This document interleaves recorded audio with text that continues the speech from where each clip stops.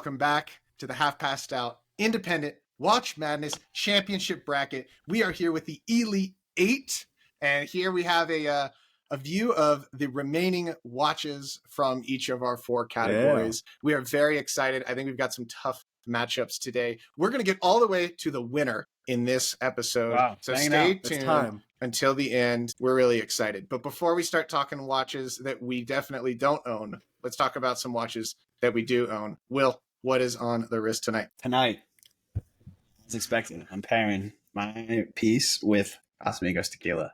Lovely. Great choice. So I can take shots for the boys. Love it. I'm pairing that with, I'll take it off so we get close up. Pairing that with a brand new, never before seen from either of you, Seiko Presage. Ooh, lovely. All right. Beautiful watch. I recently had a birthday. Mazel tov. So quality. We have a red watch before Hunter. Okay, now I need to get a red watch. I didn't want one, but now I need to get one. Amazon, I'll send you some Amazon ones. Nice. Temu. We just got to get one before Hunter. Temu. Yeah. We're going to do an Alibaba episode. It's going to be great. It's going to be great. But anyway, I'm excited to debut it. I've been loving it lately. It wears really nicely. Yeah, I've really enjoyed it so far. Nice, man. Pretty excited about it. It is my favorite of the cocktail times that aren't the matcha green, because matcha green was limited edition, and therefore $1,500 for a Seiko Presage. That's tough. That's a tough sell. That's rich. That's rich. Yeah, you can look at Grand Seiko close to anyway. Right. So yeah, you don't really want to head that way, but credit to them. The matcha green is pretty amazing. But that said, I really like this piece. It's a really deep red, and you keep looking at it, so I'm enjoying it. Nice, man. I'm excited to see it in person. Did you unbox it? Did you do? I did do a video. It needs to be edited, but stay tuned. All right, I'm excited for it. Yeah, man. Christian. Yeah, I am finishing I don't want to say mostly gin, but a healthy pour of gin and Kirkland brand grapefruit LaCroix soda water. You guys know what I mean. LaCroix. Yeah. And since we're going through 3 rounds today, I wanted to do something because I know it's Will's favorite thing. So, of course, I hate this. No, wearing don't do that. The Seiko vintage moon phase or annual calendar. Sure. And, of course, the Richard Miller Men's Business Youth Watch. Does that tell time? And in honor of Will's new watch. You are not wearing my watch. I hate you so much. You're triple wristing it. 3 watches for 3 rounds. That's awful. All of these are lovely. The Block Never do that. It's a bit fun. I mean, I think they pair really well together. How have you enjoyed the Blanc Pond lately? Just out of curiosity. I haven't worn it a lot. I've been very nervous because it's your watch. I don't want to damage it. So it's spent most of the time on the winder. I wear it once in a while. Sure. I agree, though. I hate the strap. It's not a good NATO strap. It's not comfortable. I just wish I could find that color, the design language. I really love the design. I just wish I could find another strap. I actually don't even mind the material that much. For me, it's that weird loop, re-loop size. Exactly. Thing. Yeah. I hate and again, that. I've worn NATOs with that double loop that fit perfectly because it's built better. Yeah, this is not. This just isn't it. So I do have to take 2 of these off because the Blanc Pond next to the Richard Miller was very uncomfortable. Sure. All right. There we go. Down to 1 watch. Good. All right. How about you, Hunter? Tonight I am bringing a beer that I did not know existed until tonight. It is the Blue Moon Extra Belgian White. It is an 8%. I actually knew about this beer. Blue Moon. I was unfamiliar until now. It is 19.2 fluid ounces of pure joy. Does it taste just like malt liquor? It's gonna be so bad. It can't taste good. It is. It's like Colt 45 and an orange had a baby. What a pitch. Very malty. Hell yeah. But for an 8%er, I have no idea had a how Four much it Loko at that costs. point. Right, exactly. Yeah, those we'll are do close to cider or any night. sour beer. There's so much tastier ways to get drunk. You got a birthday coming up. We'll do Four Locos sometime soon. 4 Locos for 420. We'll make it happen. Oh, hey, Hunter was born on 420. That's you not mean just Easter? a wee joke. We are all sober as nuns. Except for alcohol. Happy Easter. Yes. And a beer I've never had, a watch I've never worn, Will's Laco. Dude, it's a wonderful watch. How do you like it? It's reviews, boys. So my first observation, because I've worn it for all of maybe 10 minutes, sure, is that the rotor is very noisy. Yeah, definitely. It's just very Really? noisy. It's a heavy ass watch too. It is a bit heavy, yeah. So I'm excited to see what the loom will look like. I'm going to wear it for the next 8 to 9 business days, and we'll see how it goes.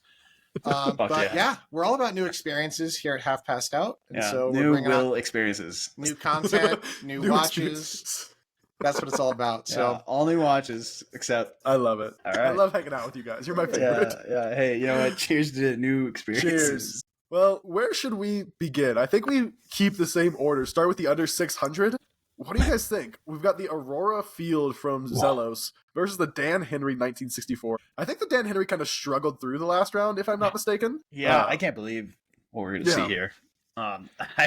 Both of these watches aren't progressing. Yeah, these are not finale watches, if we're honest. And I don't think either of them can beat anything in the sports category. But I like the look of the Zelos more. Between these two, it would be just a simple Zelos pick for me. Yeah, for me, I think you get better value out of the dial. Funny enough, Zelos, while I would say you're looking at a zoomed out look of these watches all in one bracket. From afar, the Zelos has a nice looking dial. And then I tell you, it is probably the second cheapest watch left. Yeah, it is. Yeah. The second cheapest watch left by a margin. It's for that alone, I might have to pass that on. I think you get great dial for money. And it's a nice automatic too. Nice bronze case. Again, Dan Henry is way cheaper than all these watches, so I'm going to give a little devil's advocate before I pick the Zelos and pass it through. I think the Dan Henry at an entry level, you don't know what to get your whoever a watch, and it's $250. It's a nice looking piece, 250-ish you can range. It's a nice watch. There's a reason it made it this far, and so I don't want to hate on them for that, but at about double the cost, roughly, do your own research. The Zelos, I think you get a really great watch, and it doesn't have that bracelet that Christian hates. So that is true. I like the rubber band on it. Yeah, he's not a big bracelet guy. So yeah, it's almost double the cost. I'd even say like it kind of doubles down on Will's comments here. It's only at 500, whereas the Dan Henry, I'm doing my own research. Thank you, Will. 300 for the Dan Henry. The Unimatic, as I'm looking just across all of the price points here, is at 600 USD. Okay. Do your own research on that one because I'm not 1,000% sure. It's Unimatic's within budget here. Yeah, it's the other pieces are out of this world. Right. Everything else had no shot of being in this under 600 option here. But yeah, no, I think for a watch that is at $300 for the Dan Henry, you're at half of the threshold to be in this bracket at all. So I do think that you get a ton of value. I still think that for the Zelos at 500, you still have $100 of wiggle room if you don't like the rubber strap. If Christian, you're not on Team Christian, then you can go for something else as well. I am going to vote Zelos into the final four. All right, there we go. Clean sweep, and potentially its last clean sweep. Oh yeah, that's it. It's done. Yeah, I love Zelos. I know it's coming. You can all see it. All right. Let's see how live this is. Okay, I hope it's not. All right. Hey, nice. That was great. So. Unimatic versus the Norcane. This is personally, I think, a tougher choice for me than I think it will be, at least for Will. I don't know how you stand on it, Hunter. So you guys want to start us off? Go first. I think I was pretty outspoken last time. This is actually one watch that didn't pass through. The Christopher Ward didn't pass through for me. This is the one watch I didn't have influence on. And it's the Norcane for me again. We have a ton of dress pieces. Or expensive pieces, and I hate to err that way, but the Norcane's just a bit too plain for me. I don't like its design language. It's not my thing. All the same opinions from the Sweet 16 episode.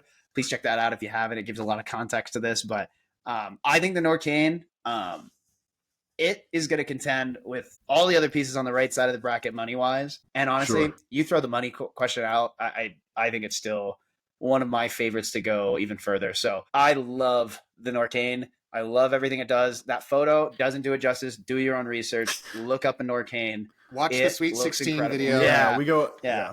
It does a lot better of a job showing it. Hopefully we get a little editing magic from Hunter on that one. But the Norcane for me. Hunter? I got the chance to see what Norcane brought to the Watches and Wonders event. Unimatic was nowhere to be found. And for that reason, Norcane is moving on. Wow. So Crazy two bias. completely separate reasons from this whole contest. Completely separate reason. I think that Wow. Unimatic has a lot of work to do. I think that they're fairly new to the space. They started in 2015, do your own research, maybe 2015.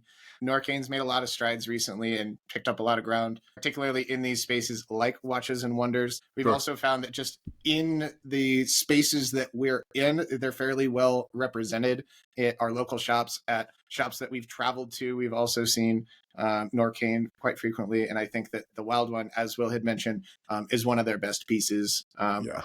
And as much as it is a limited edition, you can still get it. You might just have to dig a little harder than some other pieces. So Norcane for me. Christian. Yeah, I think it is the Norcane as well. I think the Norcane is going to take a clean sweep. I love the Unimatic's design language. And I think if we were to do it all under 1,000 bracket, the Unimatic would probably sweep through. But I'll further because the we question. are putting... Oh, sorry, go ahead. Go ahead. Because we're putting it against such high-class watches. I mean, it's not just the price on the right side of the screen here. They are just really well built. It just can't... The Unimatic can't compete against anything on the other side. The Norcane Wild One is the only one I've actually had the opportunity to wear on wrist. That's not true. We wore the Anordain as well. Yeah. But it wears so nicely. It's lightweight. It feels durable enough to be your everyday sports watch if you want. I love the different color combinations it comes in. And it's a solid price point, like $3,500. Sure. Norcane Wild One, you're moving on. It's hard to have the Yales move on when you get this deep. The Yales? Sports people know that one. Okay. I'll pose another question for you. I got 3 pieces up here under a grand, well under a grand, might I add. Just a free for all fight. Who you taking? Unimatic. Hunter, put you on the spot. I'm probably zealous on this one. Okay. I'm Will's also the Dan Henry.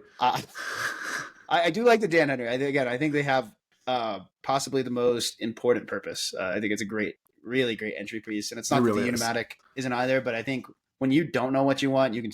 That's a great starter watch. It's just a quartz movement. Doesn't need to be anything else. I think Dan Henry plays a more important role, but it's the Zelos for me. Dial per dollar, baby. Fair enough. You can't beat that. So we'll start tracking that metric for dial per dollar. Oh yeah, we're gonna get a lot of dial per dollar here in the next couple watches. All this next. Yeah. All right. The Anordain Model 1 versus the Cuervo. Actually, Hunter, would you mind introducing this next watch? Hunter should pitch both. I don't know. It's coming in a little fuzzy. These that sounds like you got this. I believe you. Yeah. You put the photos up. Yeah, you are right. Get a 4K monitor. We have the Anordain Model 1 versus the Cuervo y Sobrinos Flameante. Yeah, that doesn't get old. We love it. It's good stuff. I think you should speak more Spanish. I might edit that to be a little slow-mo. Ooh. I like it. Get like a coffee pouring in the background. Cheers. Oh my god.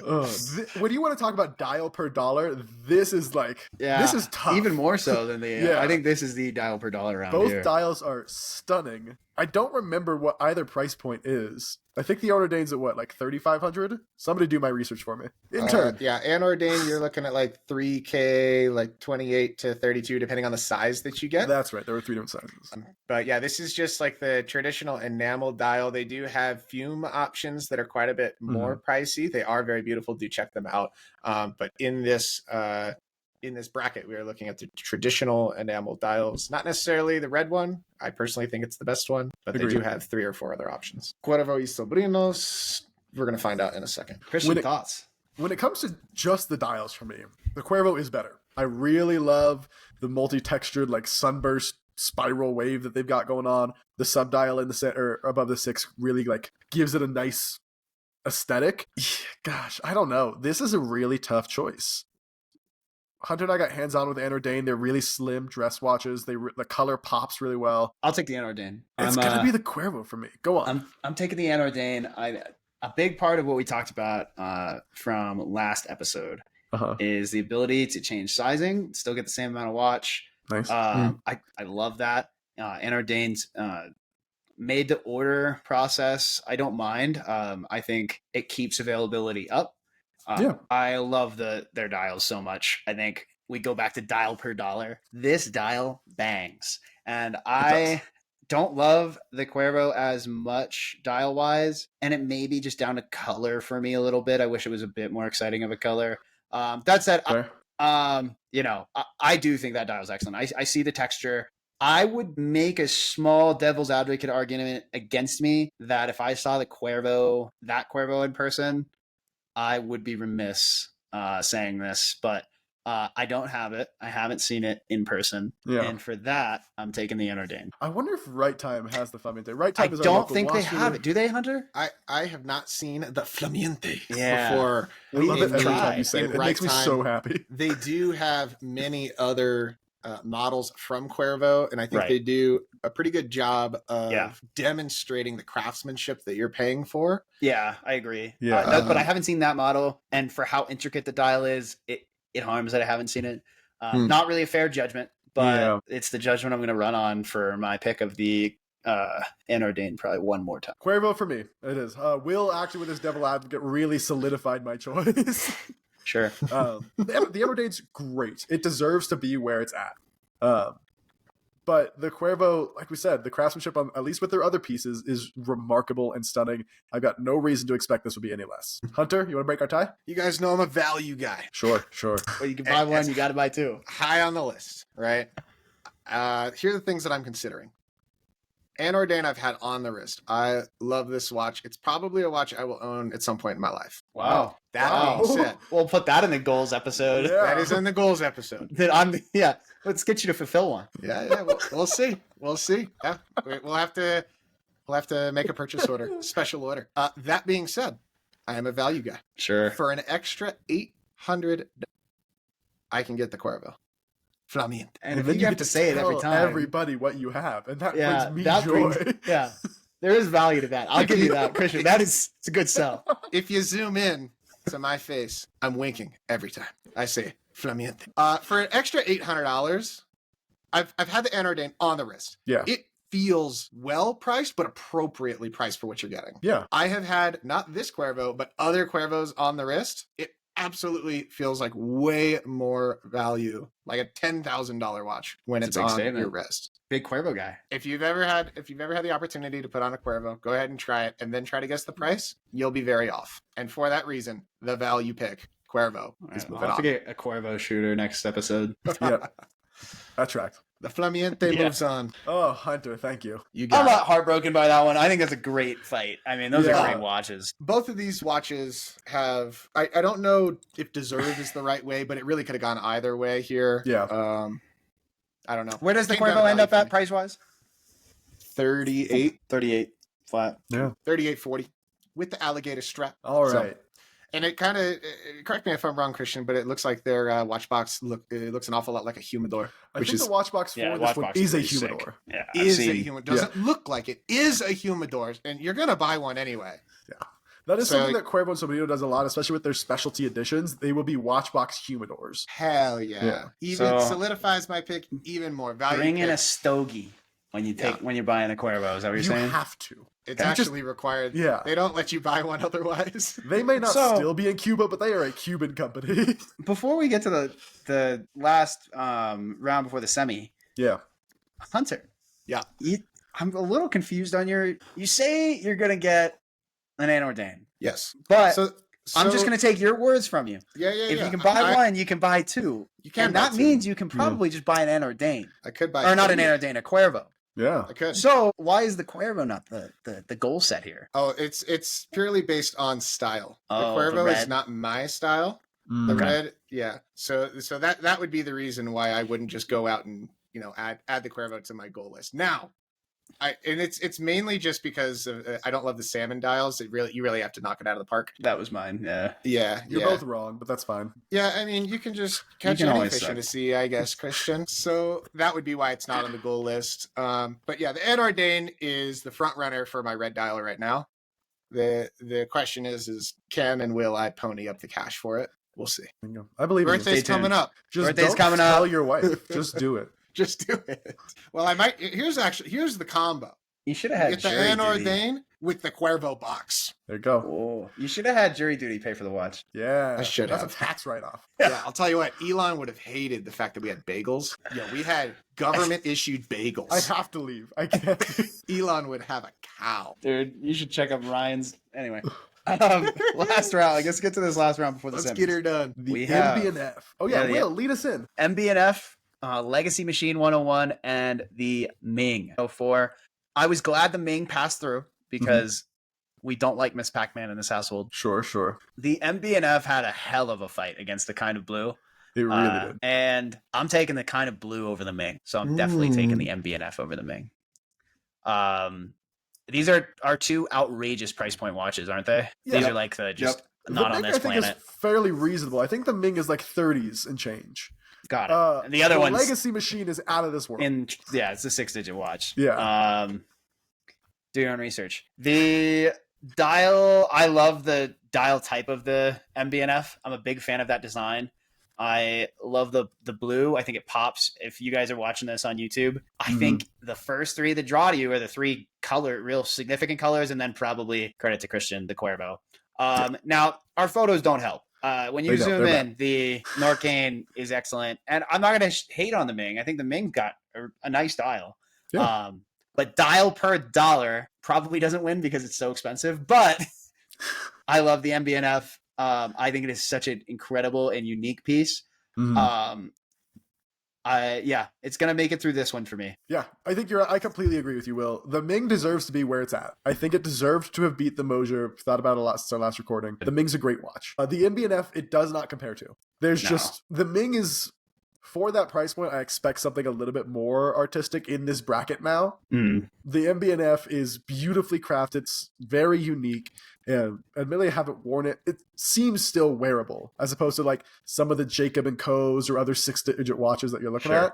This is a reasonable watch to wear on the wrist. I think the MBNF is definitely going on. This isn't how the bracket works either, and it's just not how, any upset can happen whenever. But playing the Foresight game, the Cuervo is I think that really is dial per dollar way better. I mean, I don't even know how especially if you go off of what Hunter said, if it really punches up value wise, the Ming loses 100 to 0 in the next round. Oh yeah. I have to think about the next round. So I really, really like the MBNF going on to fight the Cuervo rather than I think the Ming gets smoked. Agreed. So Hunter, thoughts? I know we already passed it through. The MBNF passed as it should. Good. I think that, the one minor detail that I think you still want to be able to wear a watch like this, right?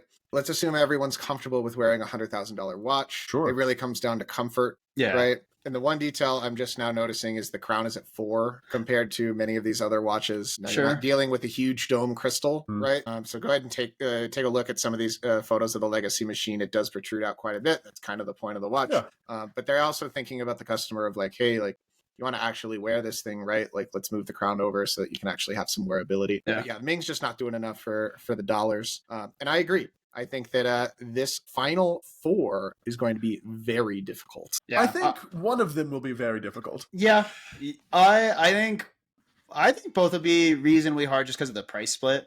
That said, I think we do all have an opinion about the Norcane. Yeah, do we want to just jump right into the final 4? Because it is the Norcane for me. But I know we're running a touch long. Is there a watch so far, now that we're in the big final 4, is there a watch that you wish made it into this final 4 that just didn't? Whether it got eliminated from one of us or whatever it was. Mine's still the CW. I think the Christopher Ward out is hard for me. That's fair. You're wrong, but that's fair. Yeah. I think I would have liked to see the Mosier go further, but I understand why you all voted it down. I get it, but I have a soft spot for Mosier. So sure. Yeah, go ahead. I'm thinking like stylistically, I can see how many people would be upset, particularly in our over 10 grand bucket. Because you're able to represent a lot of different styles here. We happen to have like some like 2 blue futuristic, the Smurf battle that we had in the Sweet 16, right? Those are pretty similar. But if you even go back to the very first round, there's a ton of watches available there. That if that's your style, by all means, like you there's a lot of people that don't like that this new futuristic. So I'm thinking particularly about the FP Jorn. And, as a company, right? Fantastic independent watch brand. Yeah. That particular matchup happened to lose out to De Bethune. So that's the one that kind of sticks out to me because it's a very traditional looking watch. Yeah. And there's a lot of people that are in that camp. But yeah, that's the one that kind of lingers for me a bit. Okay. But other than that, I think we have some great contenders here in the Final Four. Well, Yeah, let's I get think it's into a it. deserved Final Four, certainly. Yeah. Let's get into the one that we've already aforementioned, the Zelos and the Norcane Wild one. Mm-hmm. Christian, give it to me. Yeah, looking at it, I'm actually just noticing they're very similar, like case shapes and everything too. Mm-hmm. Rubber strap, little crown guards that protrude. But price aside, I really love the aesthetic of the wild ones. I talk about crazy dials and loving like weird and abstract dials and bright dials all the time, but the subtlety, but still remaining like high level of detail within the Norcane blows it out of the water. You know, the only Zealops I've had on is yours. Gotten to wear one of the like electric blue wild ones. Mm-hmm. I know the craftsmanship for both, I would say. Yeah, the Norcane I think is just a better watch when it comes down to it. Hunter? I'm looking at their website. Some dude is wearing the watch and actively hugging a lion. Yeah, I saw that. That's funny. Love that. Watch websites are the best. You guys need to check it. Like this is a pastime for us three, so definitely take a look at some of these photos, many of which are very ridiculous. I see that there's like pieces of the sand of Hakuna Mipaka in this watch. You gotta love it. Yeah, it's the Norcane for me. It shall move on. Yeah. I think that the coolness factor is super fun. We've had the opportunity to wear watches from both of these brands. You're getting a lot of value from both sides of the house, and particularly on the Norcane side, you're still like sub kind of. I'd say there's like a threshold at 7,500 mentally, at least for me. Let me know what your thresholds are. But there's a threshold at like 1,000, 2,500, 7,500, 10 grand, and then it kind of fizzles out from there because then you can buy 50 of them. But because we're looking at $5,600 for the Norcane, I see a lot of value in that, and the craftsmanship is just unbelievable. Yeah, I still peg that price as tier 2 luxury price. Tier 1, that entry level, I'm at 1,500 to where's the first tag? You can get it 25. I think you can get some lower end well-known brand pieces or just some nicer pieces that we've already reviewed. But then I'd say that second tier is right at about 5. And that's where this sits. And I love this watch, but I'm going to play my shill card so it doesn't get clean swept. I haven't played the shill card yet. But I'm going to play the shill card. I'm going to pick the Zelos. So it doesn't get clean swept. I do love the Norcane. I think it deserves a final spot. It's kind of like Duke to me. The Norcane coming in was always going to be a blue bud piece. And Zelos, I still think the dial for the money. And I think that's what most people's opinion of Zelos is. Oh, yeah. The dial for the money. I think that bronze case is lovely. Again, it's not on Christian's hated bracelet. So, Christian, I'll try and make an effort. I'll put that on my goals list. I'm going to get a rubber strap just for you. Just get another Zelos, Will. You know, the collection's getting a little big with this added piece. So I think I'm going to... Tight 20, you'll be fine. Exactly. You have, what, 5, 6 watches now? You don't even have 100. I have 2 of them. I have more than... Yeah, he has like 4 watches. All for press stuff. The Zelos deserves my non-clean sweep because I think it's dial per dollar. It is the last cheap watch we have going in, sub $1,000. And I'm going to just give it a shout for that. When it comes to cost, it still fights very hard. So not a clean sweep. Norcane's a great watch. I'm not mad about that. I think we knew what was coming. This one, I'm less sure about. Do either of you have like real strong opinions between the Cuervo or the MB&F? I'll come out and say that neither of like the styles I personally love. That being said, I think that like they're both relatively like polarizing, right? Like they're not watches that are made for everybody. And I think that is going to hurt both of them. Honestly, they're not, pulling a Dan Henry here where it's like, hey, this could fit for many people for their very first watch, or very first watch that's, not sub $100, and is doing something more interesting than just telling the time. But with these ones, I do struggle with, they do cater to very different markets. So I'm going to try to just absent that out of my mind, because they both have their own markets, and that's entirely fair. I personally like the Cuervo going into the ship here. That's going to be my vote. I think that it's doing more for more people, and the wearability just day to day, I think makes a bit more sense. That's not to say I wouldn't wear the MBNF. I think we talked about how that's almost one of the main reasons why the Day Bethune lost. The MBNF is a bit easier to wear on the day to day, but it's going to be the Cuervo for me. What do you guys think? Let me come back to my microphone here. This is tough, and I kind of knew the final four would be because they're wildly different brackets. And like you said, Hunter, they serve very different purposes. Yeah. So for MBNF me, is a grail of grail. Exactly. Yeah. I would love the MBNF. I would also love the Cuervo. When it comes down to it, I've got to think, what watch am I picking up off the winder for any given day? And it's going to be the Cuervo. I really, really enjoy the MBNF. I think it's very situationally specific, where even for a dress watch, I mean, I do personally casually wear dress watches with, non-dressy aesthetics. I would wear this a lot, and I think I would really enjoy the consistency of wearing it. It's tough. It's tough to like give hard facts or like reasonable advice because they're completely different watches. So I do think it's the Cuervo going to be for me. Just, I like it. I like the aesthetic more. Or Will? Yeah, for similar reasons, this is very tough. I know I love this aesthetic. A watch from Hermes, the Voyager, that has a similar offset dial. It isn't two dials like this one is. So I know I like this aesthetic a lot. And I think for me, it's less of the Cuervo's there. It's good value. It's a nice watch. And it's less of a fight for me about the Cuervo as much it is MBNF for other watches in the 6-figure bracket. I love this design. It is my preferred design over the Cuervo, but in the 6-figure bracket, would I pick this up over a different 6-figure watch? Yeah. And that's the harder decision for me. And I think I'm going to pass the Cuervo through on that. I think noting that the Hermes Voyager, I'm not saying go out and buy an Hermes Voyager. It's a $17,000 watch, and I think has another similarly cool aesthetic.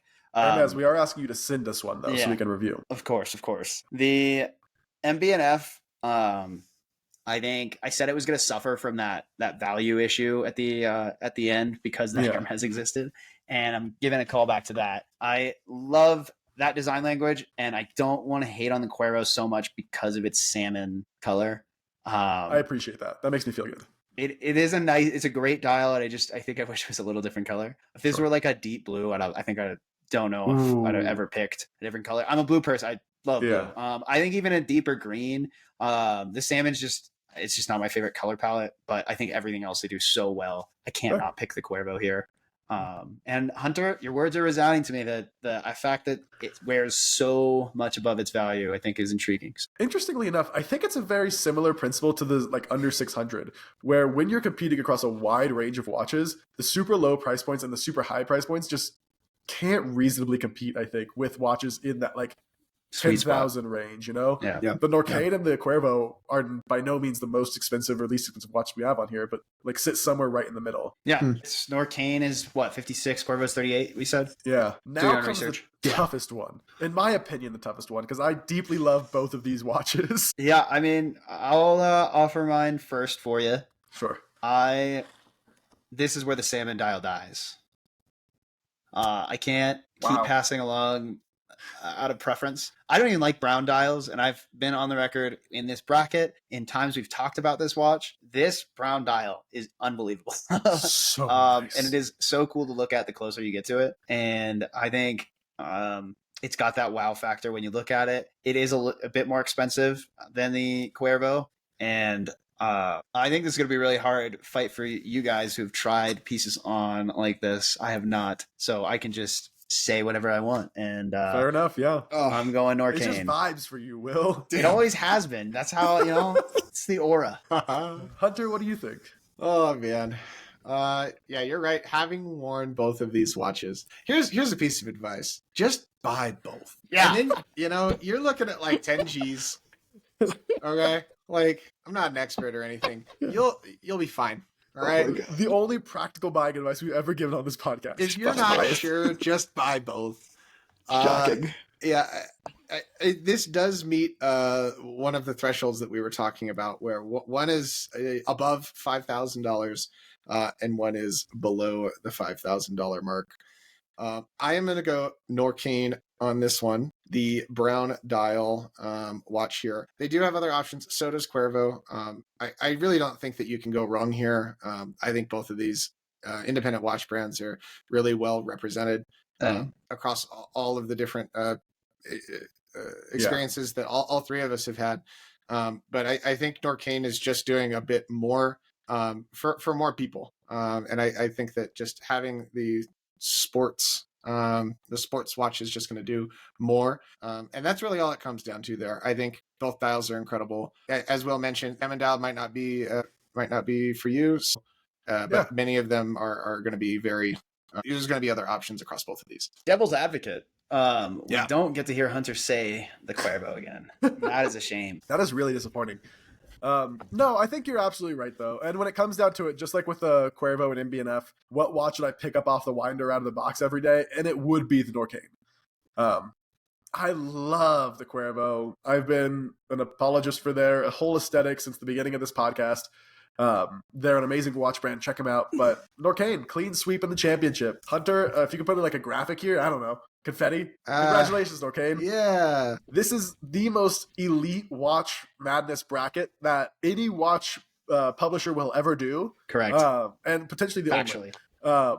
So we will hold to that. And Norcane, you are the lucky winner. So congratulations. You worked hard. You earned it.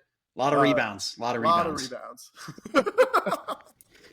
Any final thoughts on our bracket this year, y'all? Feels like a 1-seed one. Yeah, it did. For sure. Not dissimilar to the real world. Was the Norcane a clean sweep every time? No, I didn't let it queen sweep. The Zealous. That's right. You were a coward. Yeah. Had to shill somewhere. Yeah. Norcane was technically the 2-seed. The 1-seed in the sports bracket was the Christopher CW. Ward. Yeah. It's fair. But the seeds were all designed by AI, and I changed a lot of the watches halfway through. So take that for what you will. Do your own They research. feel like a 1-seed. I'll compare it closer to Connecticut winning the women's. They were a definitely. 2-seed. It's UConn. All right. Yeah. Next video idea is the Type 3 independent only watch collection. What would be a 3-watch collection? We'll come up with a budget. You guys will see it on YouTube. It'll be a grand old time. So stay tuned. What are our top 3 under a different certain bracket, or excuse me, price, and we'll be away. So congratulations, Norcane. It's been a pleasure. Cheers. Cheers. Cheers.